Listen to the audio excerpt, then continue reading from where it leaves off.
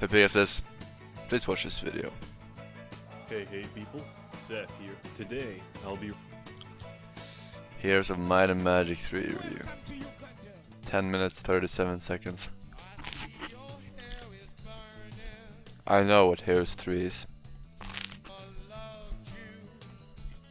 reviewing Heroes of Might and Magic Free. Reviewing Heroes of Might and Magic Free is a difficult request. While you have good games with strong followings, you also have exceptional games with fanatical followings. Fans of Heroes Free applaud the game with a religious zeal, and rightly so, for much like a well-oiled, silky-skinned, and voluptuous temple priestess,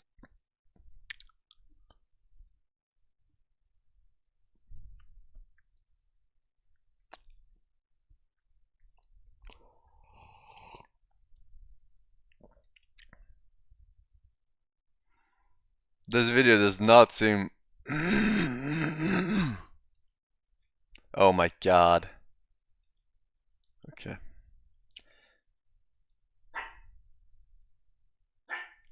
No. not master her. In every crease and Man, buff.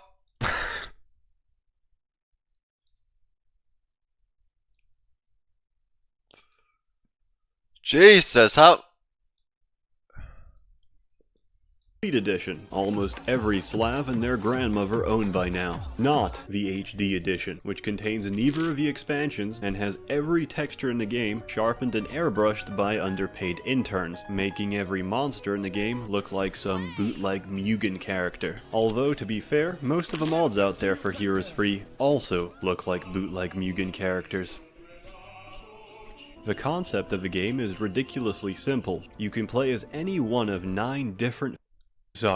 You can play as any one of 8 viable factions, represented by different towns. While you pick your starting faction, you can always conquer other towns and use their units as well. Each town is unique in its own strengths and weaknesses, although some towns have more weaknesses than others, with each town capable of producing 7 different tiers of units. Why are ranging, Infernos for so weak, really? Troglodytes to red and I black mean, dragons their for best Town, guy skeletons is pretty shit. to bigger skeletons for the Necropolis. These cities get plastered and spread through the game world, represented by And a the imps common are map area garbage. shared by all players. If you've built the appropriate unit dwelling, a town will offer you units to recruit, which replenish at the start of each week. Unless there's a plague, in which case, everybody dies. Bizarrely, this also includes the undead. Remember to keep your heaters on in the winter, as pneumonia is still a leading cause of death among the elderly, including liches and power liches. Each turn you take on the map counts as 1 day, meaning every 7 days a new week begins, and everyone's army expands, if they can afford it. You often start scenarios and campaigns with a chosen or given hero, each with unique abilities that can be exploited to victory. These act as generals under your direct control, with a limited number of map moves to spend per turn. Each leader can hold 7 stacks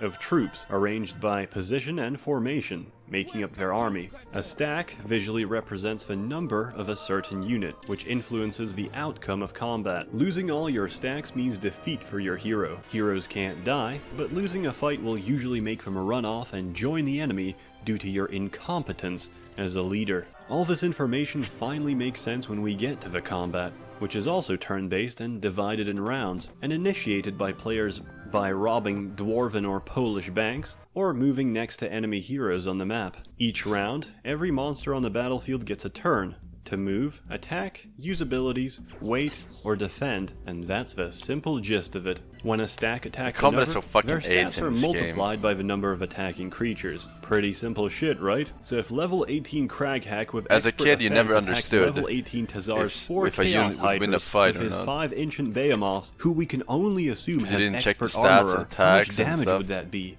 Easy. We just balance this quadratic equation, plug in our expression coefficients into this algebraic expression, do a linear regression, find the acute angle in this triangle, and solve for x. Okay, real talk. Any mouth-breathing polygon journalist can say this gay, generic shit. You know enough about the game. Let me try and convey why it's so good. Your leaders can't directly intervene in combat, but their stats transfer to units, their artifacts are bullshit ridiculous, and their spells are some insane shit. And that's why the game is so damn enjoyable. Each town can build mages guilds to research random spells of increasingly higher level. Sometimes you get hot garbage like Hypnotize, which lets you waste your mana and fumble your turn, and other times you get nice stuff like Armageddon. Armageddon detonates a nuclear bomb on the battlefield, scorching everyone on it for massive damage. Except there's a few troops out there who are immune to fire damage or spells in general. A fun tactic, as in not fun for anyone else, is taking several spicy boys with your hero and running straight into enemy lines. The larger their army is, the better. Cast Armageddon, destroy most of his army, and retreat. Rebuy your hero at the tavern and do the exact same thing every turn. At most, you spend a few thousand gold on this strategy, while your enemy is incurring maybe 20-30,000 gold worth of damages each time your suicide bomber rushes them. Berserk is also a fun spell that turns any enemy rabid, the super meta in a high level PvP be it game? Friend or foe. With expert fire magic, Berserk becomes even more balanced, since it gives magic rabies to everybody in a 10-mile radius, or 16 kilometers for those of you still using outdated barbaric systems like metric. It's particularly enjoyable watching your friend's army tear itself in half without even lifting a finger. In many ways, Heroes Free is the torture porn of turn-based strategy. Then there's the issue of the undead, which is one of my favorite towns, by the way. If you let Necropolis breathe, it will shit down your neck by late game. That's because every time they fight, Necromancy revives most units back as skeletons, and if they can assemble a simple as seen on TV artifact, just pull the plug. Quit. Leave. Not sure if your opponent has assembled a Cloak of the Undead King? Don't worry, I have a foolproof method of finding out. Mouse over his stack of power liches in combat. Note down the number. If it's somewhere between several 100,000, or the text box is flickering and glitching out, he probably has it assembled. Let me explain. Normally, Necromancy revives only skeletons, but with a Cloak of a Balanced King, you revive liches instead. And liches are level 5 Necropolis shooters, and your opponent has billions of them. He has so many that if he ever tries to split the stacks in his inventory, his game will crash. Most spells get better by leveling up your respective school of magic. Often, expert level means you affect every possible target for the spell. At expert earth magic, the slow spell soaks every enemy in shit and reduces their movement speed to a crawl. Let's say for a rampart dwarf, he'll need 14 turns to reach your army, provided there's no boulders or small branches in the way. The same applies to haste. At expert air magic, every one of your units becomes a high velocity whirlwind of fucking shit up. If you've got a black dragon, or even better, a phoenix in your party, this often means you win before the enemy can move a single unit. Positioning and coordination on the map are vital skills to win the game. That is, unless you have expert level town portal, which lets your hero enter any friendly town instantly. This usually makes it impossible to lose towns, as a single hero can simultaneously defend them all alone. That is, unless the enemy can cast Dimension Door, which lets Wait, how do you play this on high level? Inside of their hero. Isn't it like aids to wait on your opponent? This can be cast 4 fucking times per day, effectively letting a hero with large pools of mana to cover 5 days worth of travel in one, the Heroes Free equivalent of an intercontinental Maybe you see it as like a game of chess. Alternatively, if you don't care about strategy or tactics, just recruit somebody with diplomacy, level it up to expert, and approach any stack of rape dragons. Somehow, your poetic way with words will convince them to join you, and then proceed to decimate the continent with your newfound rape dragons. Even better, the added strength of the rape dragons and you only wait helps convince for the other time that ludicrously your opponent powerful is neutral slower than monsters to join you as well, diminishing the quality of your current game as you snowball straight to victory. If all those tactics seem unbalanced, that's the point.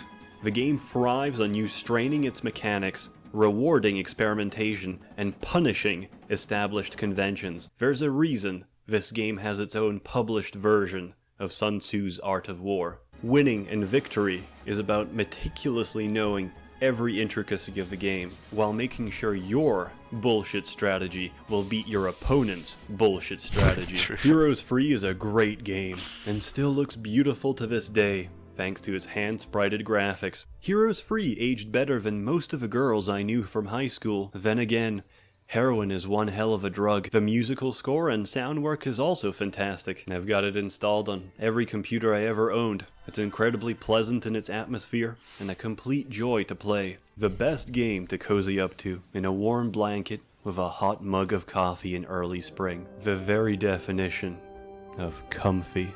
That is, unless you're playing multiplayer. Then it's a dumpster fire of hot garbage. The game is trash, unbalanced dog shit. Trash garbage. The game is... Fuck, I wanted to say that. Undead band, Conflux band. No P diplomacy, OP. No water maps. I get to pick Craig. I don't even know what half this shit means. Dumpster fire of hot garbage. The I know game what diplomacy trash, is. Unbalanced dog shit. Who the fuck is playing Necropolis? Do you want to be kicked out of the house? Heroes Free. It's a classic. And this review generously paid for by the Merchants Guild. As always, more content to come, so stay tuned. Okay. Well, I wonder if there if there's like a high prestigious Heroes 3 tournament, like the World Championship.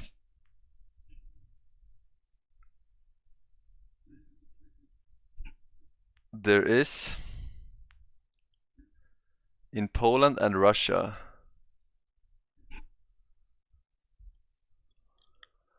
You won't get close to winning. No, I wouldn't play it myself. I would watch it probably. I would watch the World Championship. But yeah, it aids to play yourself. Like it's fucking aids. It fucking takes forever, and then you build up your shit, and then you get cocky, and then you fight like a stack of, I don't know, some dragons, and then they just fucking wipe you. Wipe everything you built, man. That's a story of my life playing that shit. Ain't easy when it's hard. I don't know why this taskbar is locked, by the way. I see some people commenting on it. I don't know why. Usually it's something that's active, but I don't know what it could be. I don't know. Restart Windows Explorer. I don't even have Windows Explorer. I mean, wait, is this Windows Explorer? No. Oh, Windows Explorer. Oh, never mind. Yeah, no. Welcome to Uganda. I don't know about barn. I don't know, dude. Just get Twitch Prime. Lol, 4 house, I guess.